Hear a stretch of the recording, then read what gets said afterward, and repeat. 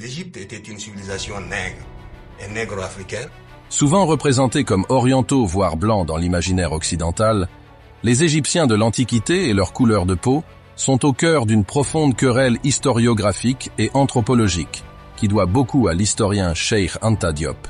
Les historiens, ils ont toujours considéré l'Égypte, si vous voulez, comme une sorte de fait à part en Afrique. On oubliait même que l'Égypte est une nation africaine. En redonnant à l'Afrique son passé, il a redonné peut-être que son passé à l'humanité. Cheikh Anta Diop naît en 1923 au Sénégal, alors sous domination française. À l'école, on enseigne une vision coloniale de l'histoire de son continent. C'est effectivement un paradoxe que ce continent qui est à l'origine de la civilisation humaine soit classé jusqu'à ces dernières décennies comme un continent fruste qui n'a rien apporté à l'humanité, alors que l'Afrique est à l'origine de la civilisation humaine. Les gens vont sauter quand ils vont entendre ça, professeur.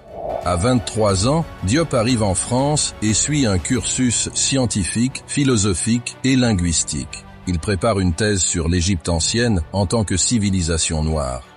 Mais à cause du caractère subversif de ses travaux, aucun professeur n'accepte de constituer un jury de thèse. Il publie ses travaux dans un ouvrage intitulé « Nation, nègre et culture ». Diop affirme que l'Égypte est à l'origine des sociétés africaines et européennes. C'est l'Égypte qui est à l'origine de la science, de la médecine, de l'astronomie et de tout le savoir dans l'Antiquité. Et les Grecs sont venus puiser dans le savoir égyptien à partir du VIe siècle. En moins 525, Cambyse détruit, si vous voulez, la souveraineté égyptienne. Les Perses s'installent. Après eux, les Grecs, vers moins 332, vont s'installer. Et puis après eux, c'est l'époque hellénistique. Et après eux, les Romains. Le noir a connu une période de domination. Il a dominé le monde, c'est en fait certain, jusqu'à moins 525.